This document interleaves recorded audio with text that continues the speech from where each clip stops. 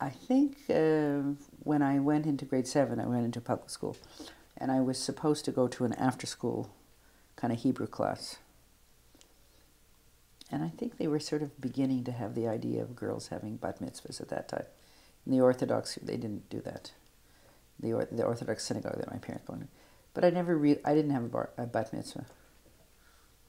And it started to, I didn't really want to go after, when I went into public school. It conflicted with my other activities.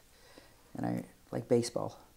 I wanted to be on the baseball team, and I didn't want to go after school to Hebrew classes. But, at the school, it was a girls' softball team. And I remember this was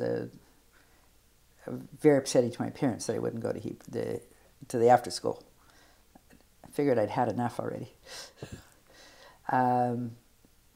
So I remember I wrote out a contract that I had everybody in the house sign, saying that they wouldn't force me to go when it was on a day that I had a baseball practice or a baseball game, but I would go on the other days and without argument, as long as we had this kind of agreement. And so I made everybody in the house sign.